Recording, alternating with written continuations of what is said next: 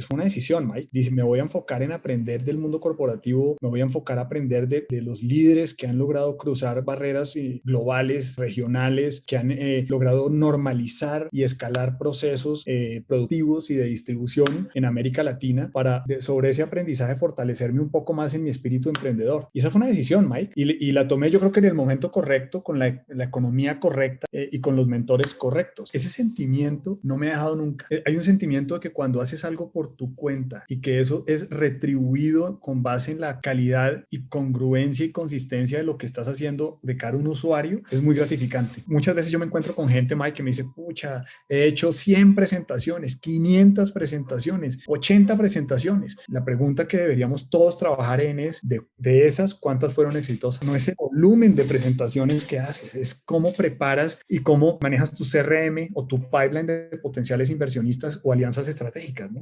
Y ese trabajo lo tiene que hacer el co-founder porque es el que entiende el modelo, pero para llegar ahí, ese co-founder debió haber utilizado más las dos orejas que la boca. Hola a todos, yo soy Mike Reyes y bienvenidos al podcast Mentores con Mike Reyes, en donde busco platicar con gente chingona que está impactando la vida de las personas a través de su talento, trabajo y esfuerzo, para que así inspiren a más personas a conseguir su sueño.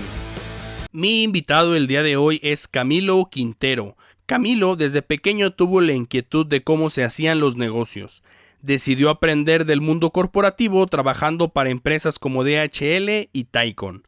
En 2014 comienza a involucrarse más de lleno en juntas directivas de Venture Capital como consejero. Tiene más de 14 años de experiencia en empresas de tecnología, transformación digital, e-commerce, fintech, logística y retail. Actualmente es country manager de Lifting en México, empresa enfocada en los indicadores de delivery con apoyo de la tecnología, resolviendo problemas de logística en países como Ecuador, Chile, Brasil y México. La empresa se encuentra en una serie B de inversión. Escribe para New Shore América, es consejero de empresas, mentor de emprendedores y consejero en juntas directivas.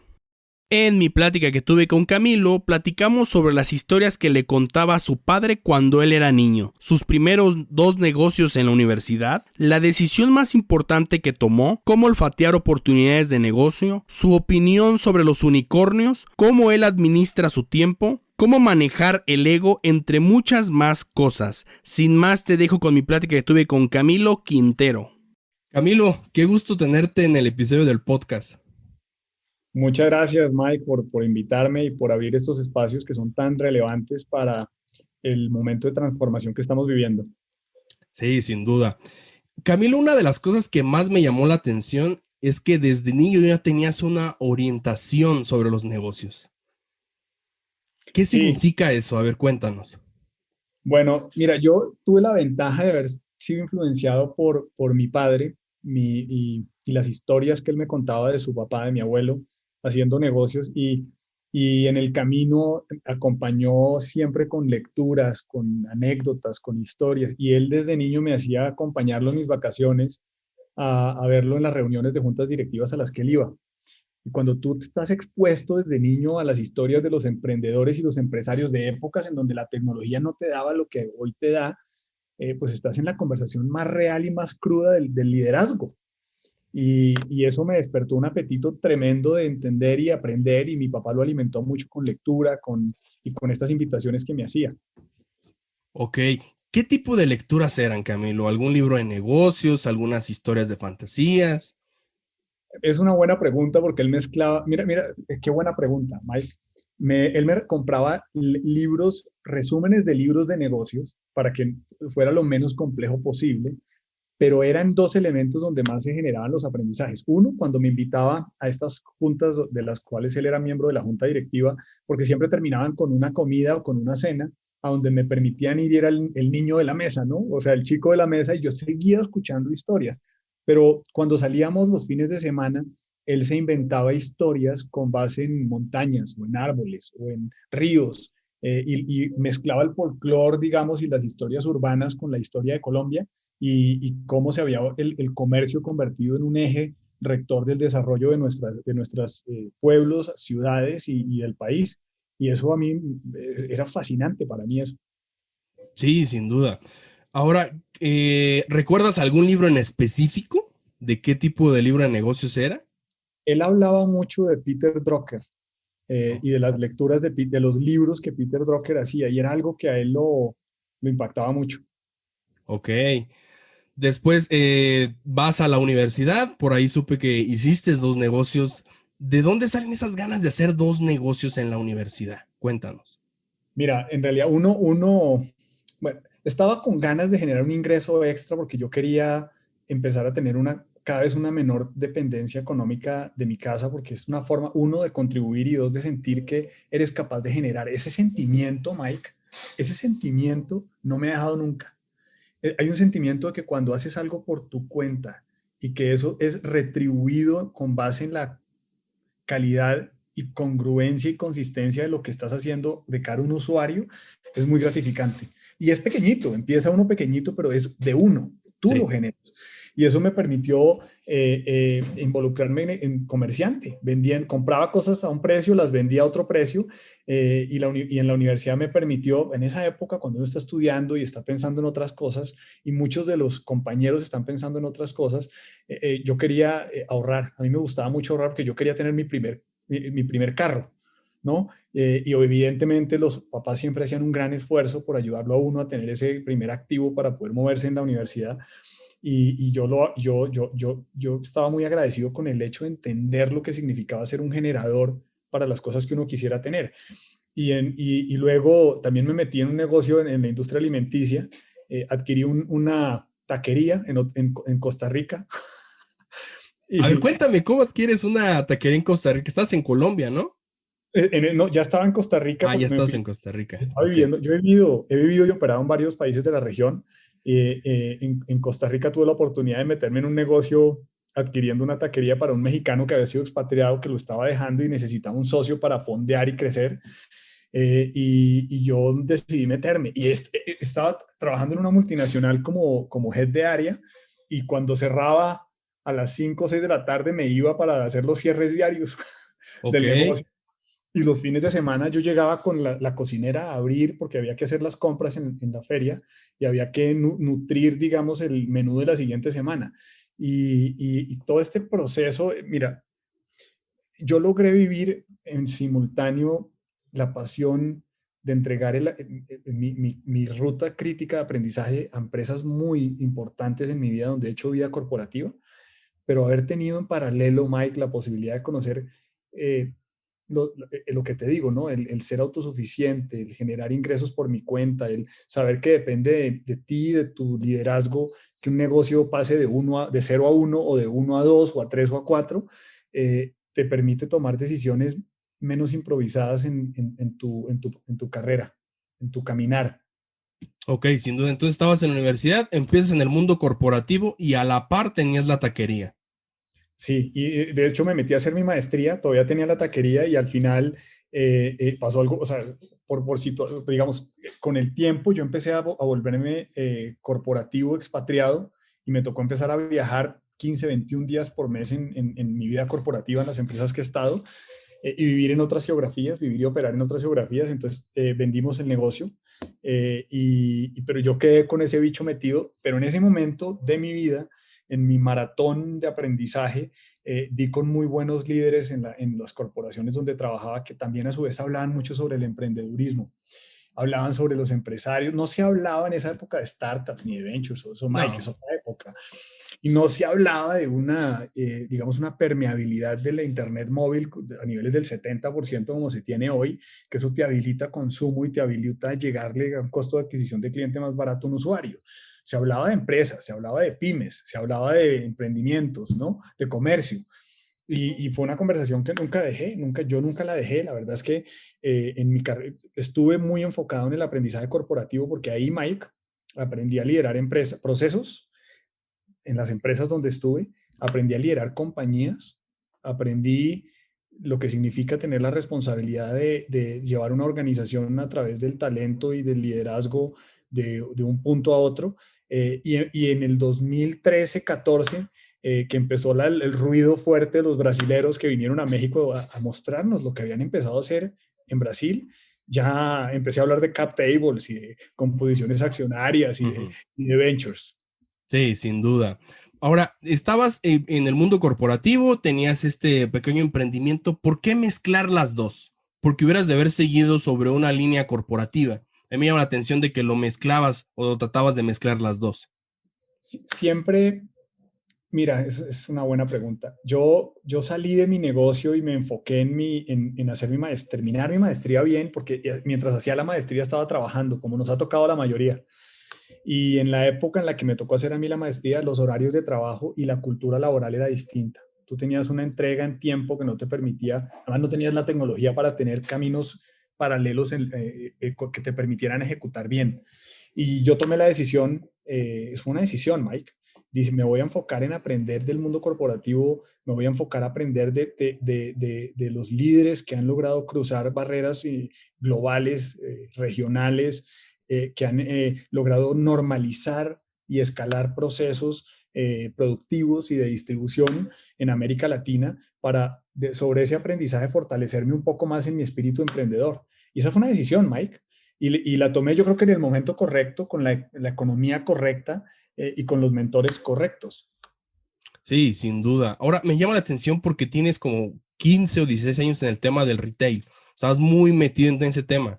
Y creo que un emprendimiento que tenías era Blanco o Blanco. Mira, ¿cómo llegas ahí? Porque tengo la idea de que eran colombianos, eran brasileños, o sea, ¿cómo se llega a hacer esa mezcla con ellos? Mira, esto fue hace muchos años. Digamos que sí he tenido mucha experiencia en tecnología, logística, e-commerce, retail, y he estado muy metido en la ejecución de esas economías. Y en el camino nos encontramos, bueno, yo colombiano, con otros colombianos, Iván y Fabián. Ya te contaré un poco de esa historia porque es una historia que es muy interesante, muy potente. Nos encontramos con otro amigo brasilero, Guilherme, que había sido los co-founders de iFood.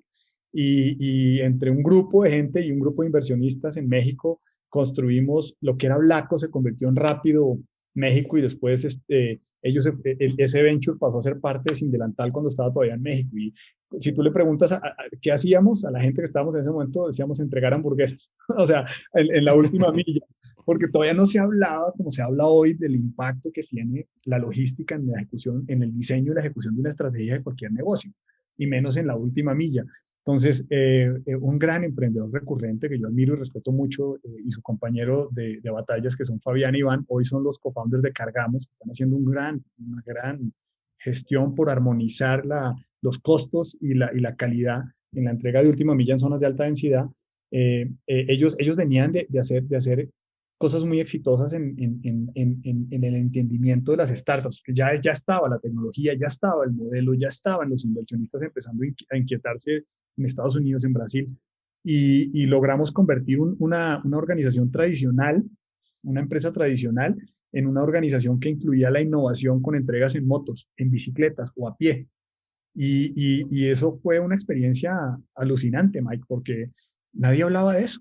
Yo me acuerdo que las conversaciones con Iván y con la gente, teníamos gente tradicional que hizo un gran esfuerzo, líderes que llevaban en la economía, digamos, transaccional muchos años, logística, permitiéndonos a nosotros hablar de un cap table o hablar, por ejemplo, de cómo usamos la tecnología para dar visibilidad en un dashboard y que no se esté hablando de las típicas licencias tradicionales que tú ya conoces, ¿no? De las marcas tecnológicas que trabajan a través de licencias y de usuarios, y nosotros empezábamos a hablar, porque éramos una generación, Mike, y esto es muy relevante, lo vas a entender muy bien.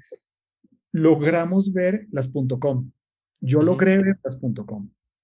Yo logré ser parte de un equipo que había entendido el modelo de remate.com cuando empezó, y estaba empezando a hablar de una página web de remates en Colombia de hecho se llamaba subastaplaza.com, y estaban pasando muchas cosas en una época que hubo esa burbuja de las .com, que ya todo el mundo la conoce, pero el rezago dejó cosas muy buenas. De esa época vinieron innovadores que sobre esa ola, en el efecto residual, pues Mercado Libre es resultado de esa época. Sí.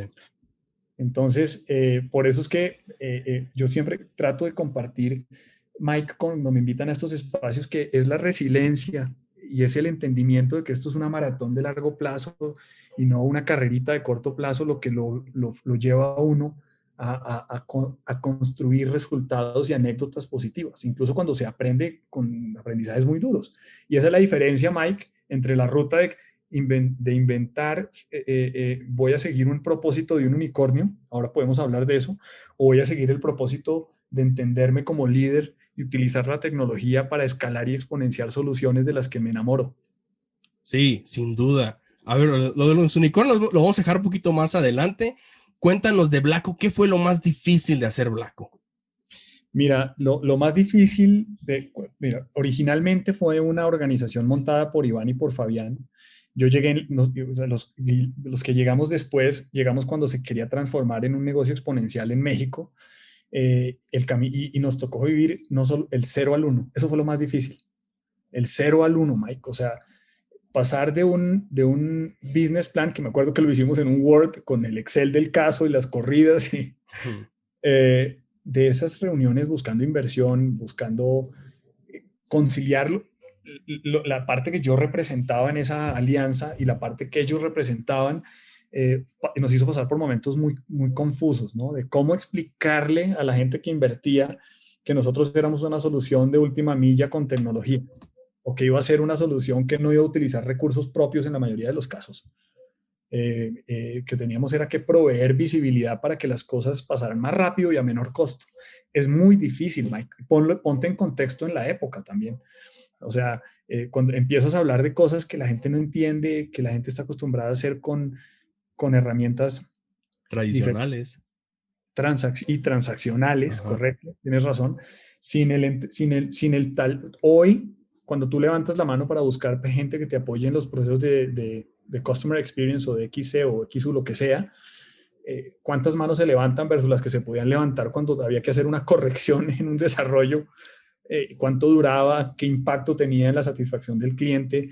Las organizaciones no hablaban hace 10, 12, 13 años, 14 años, Mike, como se habla hoy del usuario. Y eso es difícil, eso era muy difícil, Mike, porque ¿cómo convencías tú a un empresario que era tu aliado o tu inversionista o ambas, o tu co-investor, de que la pasión era solucionar un problema porque hay un usuario como centro de ese universo, ¿no? Sí. Y esas conversaciones en la ejecución son muy difíciles, Mike, porque los recursos que necesitas para operar, ¿cómo te los aprobaban? Sí, sin duda. ¿Y cómo le haces para convencerlos? Ahorita me queda claro que es súper fácil, pero en aquel tiempo era demasiado difícil, lo acabas de decir.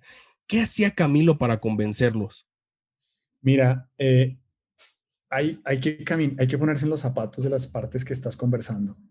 Cuando estás, eso todavía pasa, Mike. Mira, hoy es más fácil, pero hoy tienes cuántas presentaciones hace un co-founder o un generador de una solución que necesita fondeo para exponenciar. ¿Cuántas conversaciones hacen una semana? Entonces, y yo lo digo desde la experiencia propia, cuando tú te sientas al frente de una organización que puede ofrecerte la posibilidad de fondearte o un corporativo que te puede ofrecer la posibilidad de exponenciar la distribución que necesitas, tienes que ponerte en los zapatos del modelo de pensamiento que tiene esa persona que tienes al frente. Y eso es un error que se comete muy común, y esta es mi opinión personal. Imagínate, Mike, si te sientas al frente de alguien y has logrado hacer una pretarea de entender cómo comunicar. No renuncias a la potencia de la solución que tienes entre manos, ni la propuesta de valor que codiseñaste o diseñaste y ya materializaste y generaste una atracción. No renuncias a eso, pero tienes que conectar con una persona que tiene un modelo de entendimiento que no necesariamente embona con el tuyo de entrada. Y esa tarea es una tarea de preparación de cara a esa presentación y no... muchas veces yo me encuentro con gente, Mike, que me dice, pucha, he hecho 100 presentaciones, 500 presentaciones, 80 presentaciones. La pregunta que deberíamos todos trabajar en es, de esas, ¿cuántas fueron exitosas? Uh-huh. No es el volumen de presentaciones que haces, es cómo preparas y cómo manejas tu CRM o tu pipeline de potenciales inversionistas o alianzas estratégicas, ¿no? Y ese trabajo lo tiene que hacer el co-founder porque es el que entiende el modelo, pero para llegar ahí, ese co-founder debió haber utilizado más las 2 orejas que la boca. Y es lo más difícil. y es lo más difícil. Tú lo has visto, tú hablas mucho con emprendedores, con co-founders, tú hablas mucho con nuestro ecosistema, de varias capas a nivel de edades, nacionalidades, formatos de pensamiento, pero hay algo que es común en todos y es la preparación. O sea, no importa que estemos ahora en un mundo más orientado a lo que hoy es el emprendedurismo o el venture o la construcción de startups y de ventures que hace 10, 12, 15, 20 años, no importa, hay algo común en la historia y es prepararte. Sí. O sea, esa parte de la fórmula, Mike, no la puedes omitir. Y es la preparación, sin renunciar a lo que traes. Sí, y eso es muy difícil, porque luego la gente dice es que es la oportunidad. No es la oportunidad, es lo que haces con esa oportunidad, porque muchas personas pueden tener la misma oportunidad y no están suficientemente preparadas para hacer algo con esa oportunidad. Mira organizaciones, si me permites, voy a darte un ejemplo con eso. Mira, por favor. A mí me preguntan mucho los emprendedores, me preguntan cómo olfateas esa oportunidad, cómo la olfateas en el momento en el que vas a encontrar un match entre tu propuesta de valor y lo que estás trayendo a la mesa con un potencial inversionista o con un potencial aliado. ¿Cómo? Te puedo dar varios ejemplos. Aquí hay organizaciones que identificaron mira, ¿qué empezó a pasar con la pandemia? La pandemia aceleró la digitalización. La pandemia generó desempleo. La pandemia generó cierre de compañías. Pero del mismo tamaño empezó a generar oportunidades. Hay empresas en Latinoamérica y en México hay unas muy exitosas que dijeron cuántas personas pasaron de ser colaboradores de empresas a ser parte de la economía de las ventas por catálogo.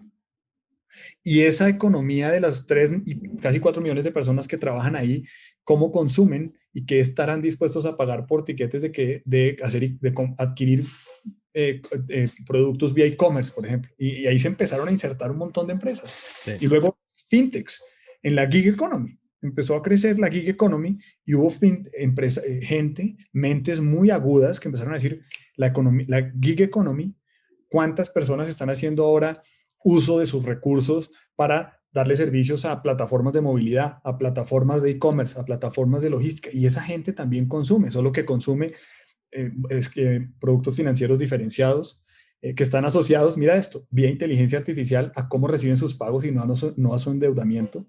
Uh-huh.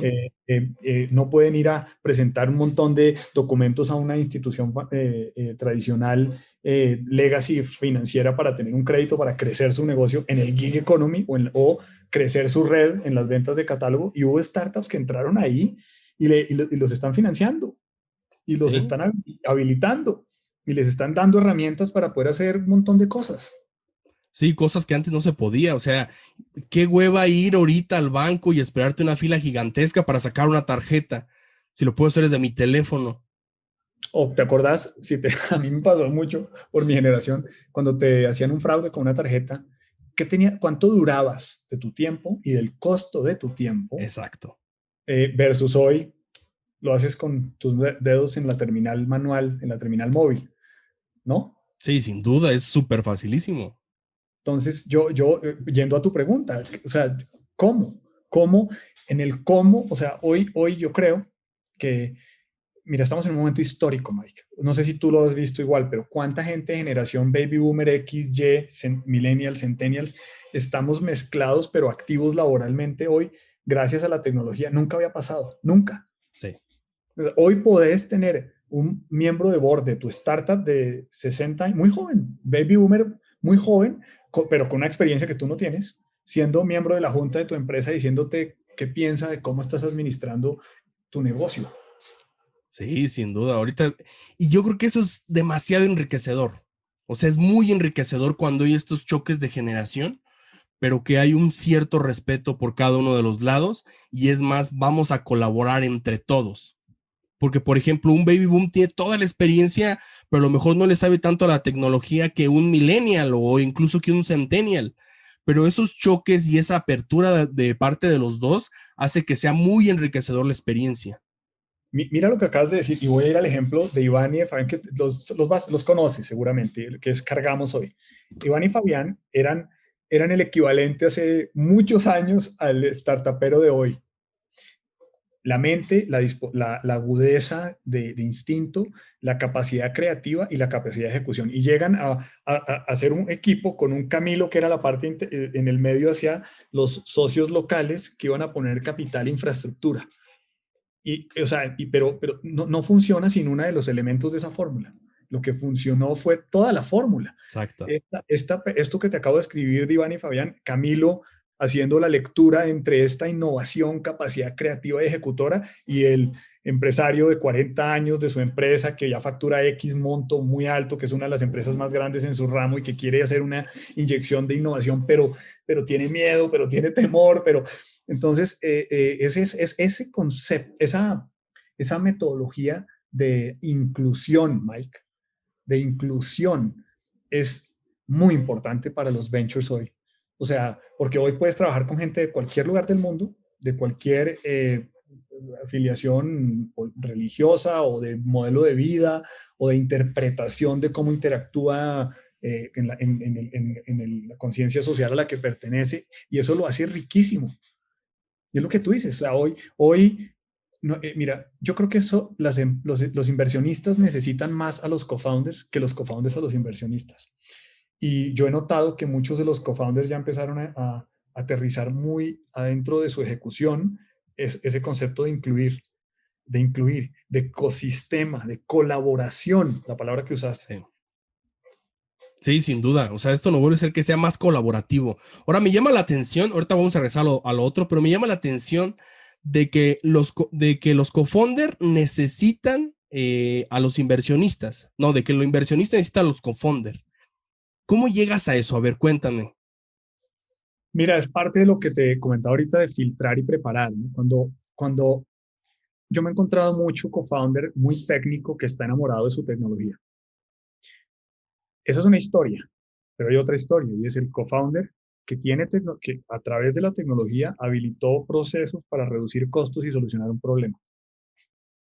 Cuando un inversionista ve toda esa ruta ejecutada, él necesita a ese co-founder para que la inversión cumpla el rol que necesita en la exponencialidad de ese negocio a través de la capacidad de ese co-founder, no al revés. Cuando tú creaste una tecnología, pero no la conectas con un propósito, como el que mencioné en el caso anterior, un inversionista, eres más tú el que necesitas inversionista que el inversionista a ti, y vas a pasar, como siempre, ¿no? En beta 1, beta 2, beta 3, beta 4, versus el que te mencioné anteriormente, que ese va a ser un creador de negocios recurrente, te lo firmo, ¿no? Y ahí te vas a encontrar gente que ya hay muchos allá ya hay muchos que hicieron algo, hicieron un evento de liquidez y montaron otro y otro evento de liquidez y suben y bajan, pero van rompiendo paredes.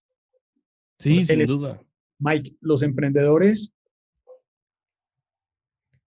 que han generado una conciencia de sí mismos y de su liderazgo y de que lo que hagan marca una anécdota importante en lo que estamos viviendo, esos emprendedores son como el agua. El agua atraviesa cualquier cosa. Ellos no frenan. Ponle una piedra, un muro de piedra al frente, van a pasar. Sí, porque hay varios tipos de emprendedores. A ver, y se confunde mucho porque hay las personas que dicen que son emprendedores, pero son autoempleados. Es muy diferente. Sí. Y luego de repente ya te encuentras a alguien ya un poquito más guerrero, ¿no? Luchando contra soluciones, luchando contra cosas. Ahí sí ya hay una gran diferencia. Incluso me acuerdo que hay un libro donde los diferencié en de cuatro maneras, pero es muy cierto eso. O sea, y creo que también va mucho la cuestión del inversionista de apostarle al que lleva al caballo, al jinete, al inicio. Cuando es capital semilla, me imagino que voy por el mono.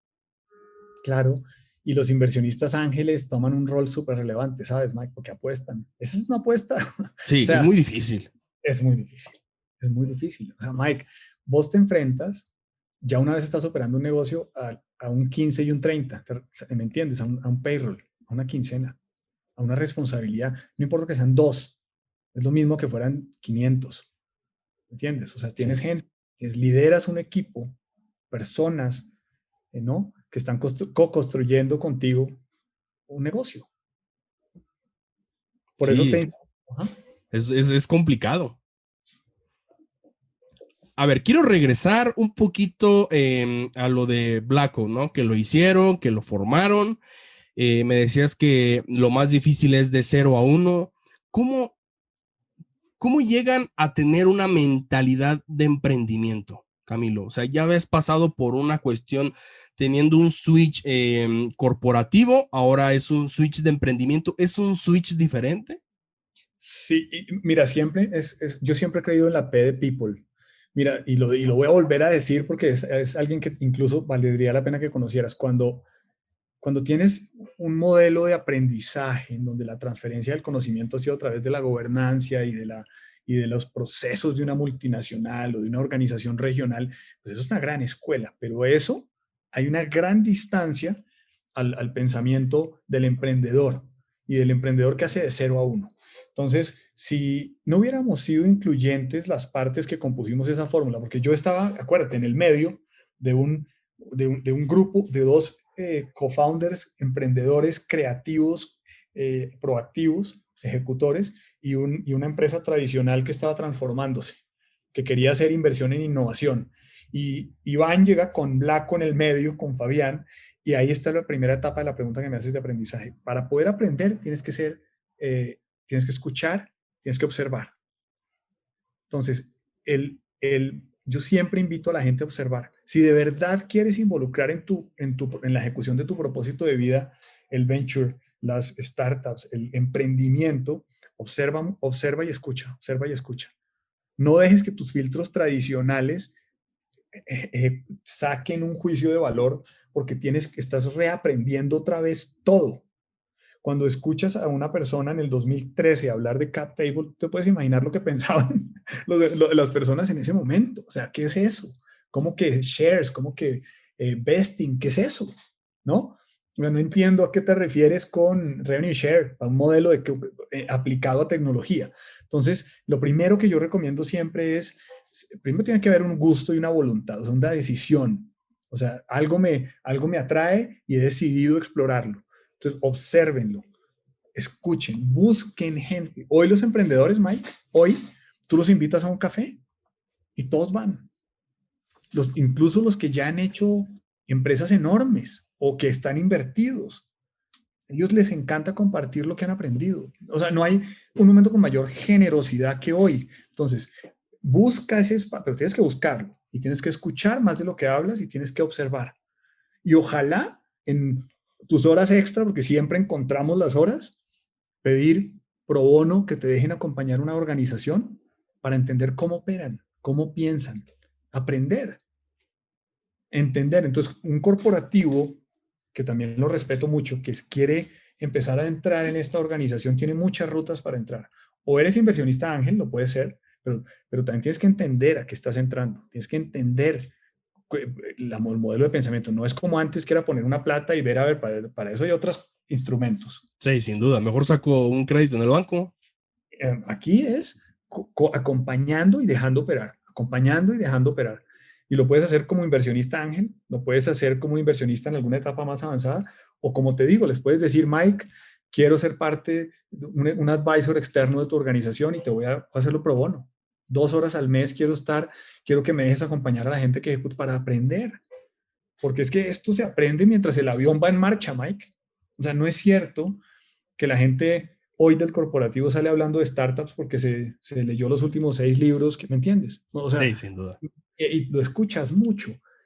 Me acabo de leer, mide lo que es importante, ya puedo hablar de startup. No, no puedes. No. O sea, es una ruta crítica de aprendizaje y no es fácil. A ver, ahí, ¿y cómo le haces para que el ego no te gane? Y digas, yo soy de un corporativo, yo ya me leí este libro, yo ya sé más que esto. ¿Cómo haces para silenciar el ego o tratar de calmarlo? Porque luego me he tocado con gente que tiene mucho ego que estoy en tema de corporativo y tema de ese tipo de cosas. ¿Cómo le haces para calmarlo? Porque te puede ganar las ganas de hacerlo con emprendedores. Mira, es una muy buena pregunta. Mike, es una muy buena pregunta. Voy a ampliar ahí, ¿te parece? Por favor. Mira, el ego es un efecto residual del éxito. Es mi definición. Esa es mi definición. El ego es un efecto residual del éxito. Entonces, no solamente se dan los corporativos, también se dan en los co-founders y en los ventures. Sí, yo me he encontrado de que yo soy el CEO, yo soy el director y solamente lo que yo diga y empiezan los problemas. Te voy a contar una historia que me contó, mira, esta me la contó mi papá y la voy a compartir con ustedes y contigo acá porque no ha perdido vigencia y es, no hay mejor escuela que la vida misma. Y yo he visto egos partirse cuando la empresa se queda sin caja. Yo he visto egos partirse cuando un ex colaborador, un ex compañero de tu maratón te demanda porque no supiste liderar los modelos de compensación y de contratación. Yo he visto egos partirse cuando hay un tema de impuestos mal manejado. Yo he visto egos partirse cuando los inversionistas ya no creen en ti. Yo he visto egos partirse cuando un grupo de 2 o 3 co-founders se pelean. Y yo he visto egos partirse cuando un corporativo dejó de escuchar y de observar y de absorber para poder implementar, dejó de ser incluyente y no nació ni siquiera su primer trimestre de éxito en tracción de usuarios. Entonces, eso que dijiste es muy importante. Es el administrar, yo creo más en administrar el ego que en quitarlo, porque siempre va a haber campeones. O sea, sí. Imagínate lo que puede sentir una persona y ven las dos vías. Un corporativo que ha sido muy exitoso en su carrera, o sea, eso es un fact, eso es un hecho. No se lo quitas. Eso es lo bailado. O una persona que montó un venture, que se lo compró un banco, se lo compró una family office o se lo compró a alguien y hizo un cash out, eso también lo ha bailado. O sea, ¿quién se lo quita? No se lo quita a nadie. El tema es cómo esa inteligencia de un líder o una lideresa que ha invertido tiempo en crear, fortalecer, cimentar esas bases de líder o lideresa, toma una decisión de cómo saco lo mejor de esta anécdota.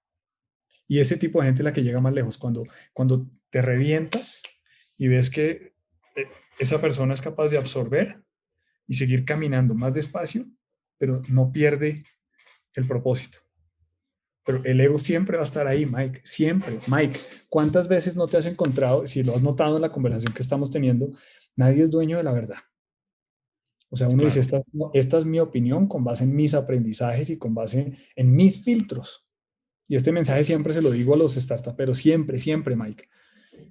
Todo lo que cuando me invitan a omitir una opinión, yo siempre hago el disclosure de que es una opinión que tiene un fundamento en mi histórico, mis filtros, mis aprendizajes, y que probablemente estoy equivocado. Pero compartir experiencias es muy valioso. No, sin duda, es donde más se aprende. Y tú mismo lo has dicho, es una opinión, no es la verdad absoluta. A mí me pasó de esta manera, en tu caso puede ser diferente. Y hay dos temas ahí muy relevantes, Mike. Imagínate esto, si tú decidiste ser emprendedor o decidiste llevar a una carrera corporativa exitosa, al fin y al cabo tienes que trabajar en ser un buen líder, no un jefe. Si no te preparas en lo que eso implica a nivel de preparación de ideas, nutrir tu cabeza, leer, estudiar, entender. Si no preparas tu mental y físicamente para liderar, estás entrando en deuda con la gente que te está siguiendo. El liderazgo es clave para poder administrar la velocidad del ego, la velocidad de la pasión, la velocidad de la creatividad, ¿no? Porque si no, ¿cómo haces un negocio real? Del papel a la realidad, que es el 0 al 1. Entonces, es un deber. La persona que escoge la ruta tiene el deber de prepararse física y mentalmente, Mike. Física y mentalmente. O sea, eso lo escogiste tú. No puedes dormirte. Tienes que prepararte constantemente. ¿Tú tienes algún ejercicio o sabes de alguna técnica como para aplacar el ego o algo que manejes? En mi caso en particular, a mí me sirve muchísimo, y lo ves acá atrás, tengo mi gimnasio en mi oficina acá. Yo hago el ejercicio y la respiración, ejercicios de control de la respiración, y la gente que me conoce y ha trabajado conmigo me han puesto apodos hasta de samurái. Es lo que porque aliméntate bien, duerme, o los que estamos en esto no dormimos muchas horas, pero hay que dormir, hay que tener disciplina en las horas que escoges dormir, porque no vas a poder solucionar un problema con la misma calidad y nivel de liderazgo si no has dormido por lo menos 5 horas, ¿entiendes? O sea, tienes que dormir 5 o 6 horas. Así, y yo creo mucho en los líderes que han establecido tiempos de acción madrugando, levantándose 4 de la mañana, 3:30 de la mañana, que los que están a las 11, porque hay un desgaste, hay un nivel de energía diferente, tu cuerpo está en un momento distinto después del día biológicamente, ¿no? Entonces, yo siempre he creído que el ejercicio, que la buena alimentación, que dormir y respirar en un balance que te permita, digamos, como output, comunicarte bien con tus clientes y con tus colaboradores, es el camino para administrar esas tentaciones, Mike. Sí, sin duda. Y ahora, tocaste muchos temas muy interesantes. Voy a tratar de agarrar como lo más interesante por temas de tiempo, pero tuviste mucho tiempo en el tema de corporativo. ¿Cuáles han sido las 3 personas que más han impactado la vida de Camilo en tema corporativo? Mira, un CEO, hubo un CEO en una empresa de logística muy grande que yo era director, de quien aprendí a decir no. De él aprendí el valor de decir que no. Y es lo más difícil. Joder, pucha. Es increíble, o sea, Mike, y uno no lo entiende al principio, pero qué fuerza, qué profundidad ese aprendizaje. Saber decir que no. Y saber decir que no es muy importante, muy importante. Un CEO de una empresa de logística muy grande. Otra empresa de logística, también su CEO para la región. Con él aprendí el valor de enfocarme en 3 cosas máximo. Y siempre me decía, 3 bullets, Camilo, ¿no? 3 bullets. Porque cuando tienes potencia o has trabajado en construir un modelo de pensamiento, digamos, potente, te puedes desenfocar muy fácil, Mike, y te puedes perder muy fácil. Y yo me acuerdo que él me enseñó a estar enfocado en 3 cosas, todo el tiempo estar enfocado en 3 cosas. Y cuando me pasaba de 3, me llamaba la atención. Y eso es dificilísimo también. Entonces ahí ya venía la mezcla de la capa de saber decir que no y enfocarme en 3 cosas. Imagínate en un venture hoy en donde te llegan, ¿cuántos problemas crees que nos llegan los que estamos en esto por día? 500. No puedes solucionar todos al tiempo. Sí, claro. Tenés que saber decir que no para que lleguen menos, ¿no? Problemas. Y tenés que saber priorizar. Ahora hablaste de la priorización antes de que me brinques al otro. ¿Cómo hace Camilo para priorizar esas 3 cosas que son lo más importante? ¿Cómo llegas a ese resultado? Sí, de todo lo que, mira, yo tengo borradores, tengo mi cuaderno con un montón de borradores. Yo escribo todo lo que me llegan, lo que me llega, pero he aprendido y te lo voy a mostrar. He aprendido y es manual, yo sé, pero escribir te ayuda a ejercitar la mente. Tienes a mí me ha servido pasar de ahí a gráficos, en donde el centro siempre son mis colaboradores y mis clientes. O sea, cuando algo no está inmerso en mis colaboradores y mis clientes, no es A. Colaboradores y clientes es A. Ok. Y cuando toca modelos de compensación a mis colaboradores o trabas que tengan para poder ejecutar su trabajo o que no sepan lo que tienen que hacer, es A. Y cuando un cliente te contacta para compartir una experiencia negativa, es A. Eso es A. Y hay que leer las reseñas negativas. Y hay que morder duro. Porque tú crees que lo estás haciendo bien, tu mente, y volvemos a lo mismo. No vas a poder priorizar si no tienes claridad de los insumos que recibes para poder escoger qué es A y qué es B y qué es C. Y tus colaboradores y tus clientes lo agradecen mucho, porque a veces incluso un cliente, cuando levantas un teléfono y hablas con un cliente que es relevante porque notaste algo, porque hoy como nos permite la tecnología clusterizar data y tener data resumida y sintetizada y después romperla y volverla a unir, no debes omitir que a veces es bueno agarrar de esa data muestreos y llamar proactivamente y preguntar cómo te fue, cómo va la cosa, qué estamos haciendo, qué podemos hacer mejor. eso no choca con que tengas startups, ¿no? O que seas emprendedor. Y eso te permite priorizar muy bien, Mike. El gráfico que te mostré, pasar de los bullets a una visión, digamos, en donde el centro esté por esas dos capas y ahí te va a facilitar tomar decisiones. Sí, sin duda. ¿Y la tercera persona que más ha impactado tu vida? Mira, una lideresa que le reporté, ella manejaba una organización de 1,200 colaboradores que ella no empezaba un día sin decir si había hecho conciencia de lo que había hecho ayer y qué iba a hacer hoy.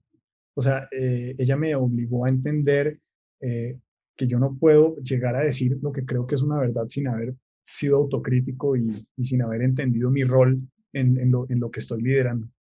Y eso no es fácil, Mike, porque piénsalo en un co-founder de una fintech B2B, por ejemplo, que están creciendo tanto ahora de logística. O sea, tener la capacidad de hacer un freno de 15 minutos y decir cuáles fueron mis acciones ayer, cómo las manejé y cómo las voy a manejar hoy. O sea, no hay excusa para no hacer ese ejercicio. O sea, porque eso al final te dejó, a uno se le, por el tema del tiempo también, si no aprendes a hacer eso, se te puede haber quedado una conversación con el director de operaciones que tenía un problema con un cliente que no le llegaron a tiempo, que las entregas fueron al 60% y no al 98%. Eso es un problema grave. Pero mira, era cliente y era colaborador. Uno tenía un problema porque no le llegaron a tiempo los insumos que necesitaba para ejecutar ese 98%. Y el otro es el cliente que recibió una no aceptable ejecución de una propuesta de valor al 60% de lo que esperaba.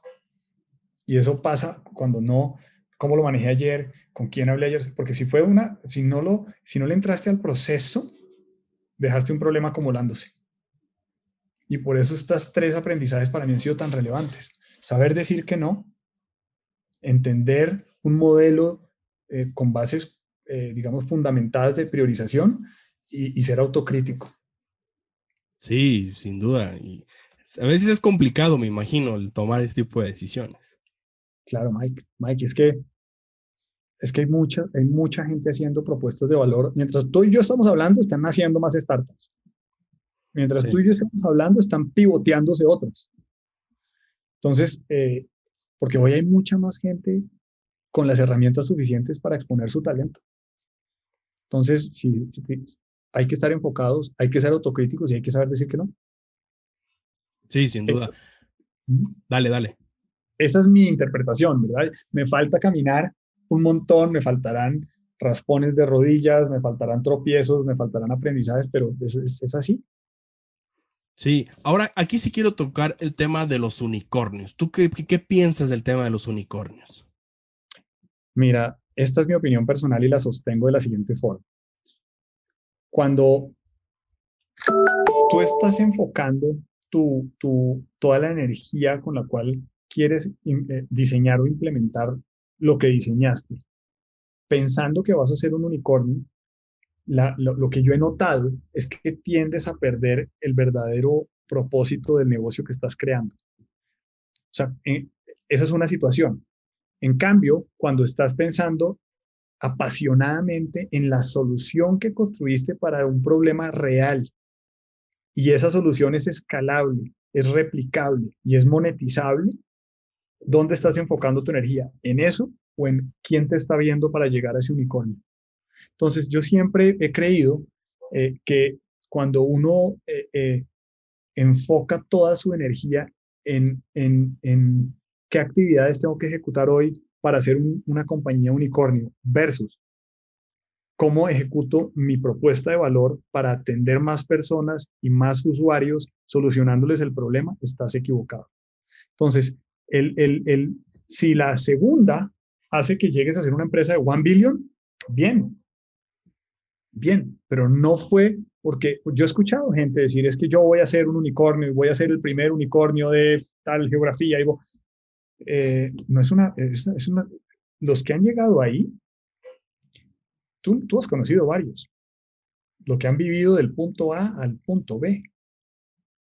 O sea, es una ruta que no, a ver cuántas veces pensaron en ser unicornio versus lo que te dije yo, hay quincena mañana. Hay proveedores que no he pagado hoy. Hay usuarios que dejaron de consumir en el mes 3. Entonces, ¿en qué te enfocas? O sea, te lo estoy diciendo con base en todas las experiencias. Entonces, si yo volviera si me devolviera en el tiempo y me volvieran a preguntar muchas personas esa pregunta que tú me has hecho, les diría lo que siempre había pensado. No cambiaría mi respuesta. Mi respuesta siempre fue, yo no trabajo porque mi propósito es ser un unicornio. Ni recomiendo a la gente que trabaje porque su propósito es ser un unicornio. Yo trabajo y recomiendo a la gente trabajar por solucionar un problema real que es escalable y monetizable. Y son Sí, explicaciones diferentes. sí, yo creo que de ahí llega a la otra, ¿no? O sea, de resolver un buen problema, hacer las cosas, empieza ahí el tema del unicornio. Porque sí creo que de repente te puedes perder o te puedes sesgar en ese tipo de cosas, ¿no? O sea, de tener esa visión, no digo que esté, o sea, no digo que esté mal, está bien, pero enfocado 100% al problema, porque luego hay muchos emprendedores que se pierden en el camino. Empiezan muy bien la tema del unicornio y de repente dejan de solucionar ese problema o de atender a ese tipo de clientes. Exacto. O sea, ese pensamiento, volvamos al tema de qué juicio, o sea, cómo genero yo una evaluación de mi producto, si ese fue el que diseñé para hacer un unicornio y estoy omitiendo hasta los pivoteos, que probablemente te va a tocar pivotear. Mira la pandemia nomás, mira la pandemia nomás, piénsalo A en marco, todos. Mike, todos aquellos que estaban pensando que tenían un unicornio y cayó la pandemia. Imagínate, Padrísimo. eso cambia la visión, ¿no? Sí. Sí, te tienes que reinventar. Entonces, ahí ya mismo te diste cuenta, carajo, ahora, ¿cómo tengo que rehacerme? Tengo que rehacerme y pasar de ser una empresa con este Product Market Fit a este Product Market Fit, ¿no? Y yo me veía como un unicornio en este, ¿no? En el anterior. Entonces, yo invito a la gente siempre a que traten de no pensar en que su propósito es ser un unicornio, que si eso llega a ser una consecuencia de tener una solución ejecutable, con tracción, implementable, escalable y monetizable. Sí, sin duda. Ahora, Camilo, te invitan a muchos temas de emprendimiento, estás muy metido con tema de emprendedores, tema corporativo, incluso hasta escribes para un noticiero, un diario, muchas cosas, muchas actividades en tu día. ¿Cómo administras tu tiempo? Mira, justo sabiendo decir que no, de las primeras que te dije y priorizar. O sea, yo me despierto muy temprano. Mike, yo soy muy madrugador. A mí no me gusta, o sea, a mí no me gusta depender de lo que puede salir de mí después de las 9:30 de la noche. No me gusta, porque, y es una decisión personal. A mí me gusta, prefiero levantarme muy temprano en la mañana y estar muy temprano en la mañana activo, hacer ejercicio, empezar con alimentándome bien y empezar muy fresco a trabajar con las prioridades, que es el punto 2 que hablamos, que estar a las 11, 12, 1 de la mañana, porque no me gusta depender de cómo están mis reflejos y mis filtros en ese momento del día. Entonces, a mí me alcanza el tiempo porque yo soy el dueño de mi agenda. Eso es lo primero. Yo soy el dueño de mi agenda. Mi agenda no me la maneja nadie. Es mi responsabilidad manejar mi agenda. Y sí, es cierto que hay que trabajar muchas horas al día, pero tú escoges cómo administras la efectividad de esas horas. A qué horas y cuánto de esas horas inviertes en hacer cosas que impactan ese ABC y cuánto de esas horas inviertes, Mike. Me lo he encontrado. A veces cuando hablo, tú viste, y tú has visto lo que yo he hecho. Yo hablo mucho con emprendedores y yo les pregunto mucho cuánto tiempo al día lo dedican a Just Do It, cosas que son de Just Do It. Y cuánto tiempo le invierten a eso, y cuánto le están metiendo a lo A, o sea, versus el Just Do It. O cuánto le están metiendo a lo B versus el A o el C. Y esa es una decisión que tú tomas. Tu agenda no puede ser de otros, tu agenda tiene que ser tuya porque si no, te puedes volver loco. Sí, sin duda. ¿Cómo lo administras? O sea, ¿a papel? ¿Tienes alguna aplicación? ¿Utilizas algo?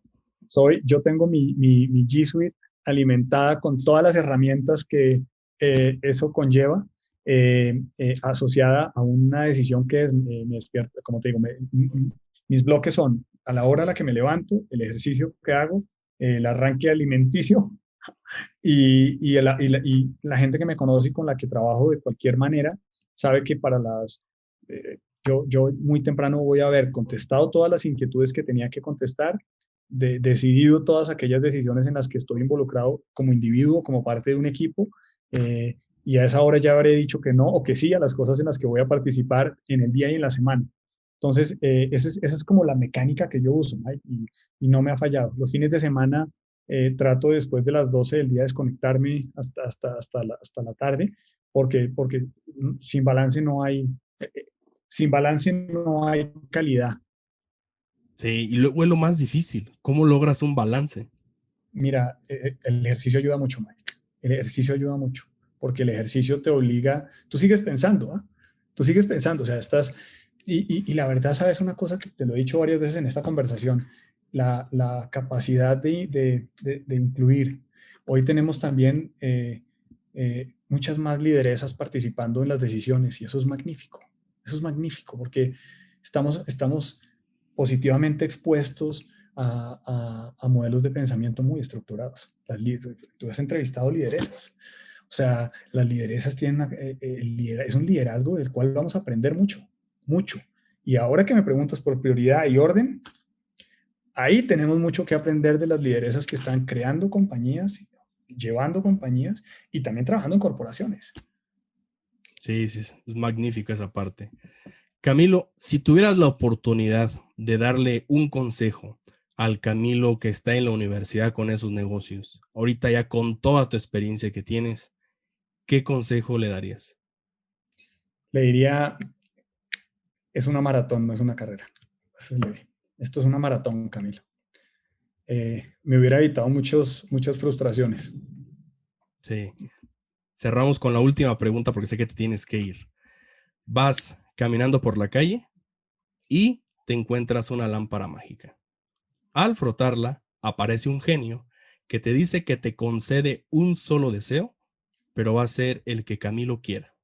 ¿Qué deseo le pedirías al genio? 100% de penetración de internet móvil en todo el planeta. Ok. Sí. 100%. Sí, sin duda. Creo que hace falta mucho. En todo el planeta, Mike. Le diría, por favor, chasquee los dedos y que todos los habitantes del mundo tengan internet móvil para que podamos hacer la movilidad más barata, el acceso a los productos más barato, el acceso a los servicios más barato y que la gente por su trabajo reditúe más lo que invirtió para poder hacer crecer en educación y formación a su familia. Sí, sin duda. Camilo, pues no me queda más que agradecerte por la plática. Si alguien quiere saber más de Camilo, si alguien quiere saber alguien de Lifty, ¿dónde los encuentra? Cuéntanos. En LinkedIn, ahí me buscan Camilo Quintero Serrano y yo soy muy activo por LinkedIn, así que búsquenme por LinkedIn que ahí voy a estar. Sin duda. Camilo, pues no me queda más que agradecerte por la plática. Gracias a ti. Cuando sea, cuantas veces sea, como lo quieras hacer, somos un equipo, todos estamos colaborando y estamos en el mismo avión mientras va, lo vamos construyendo. Sin duda. Pues muchas gracias, Camilo.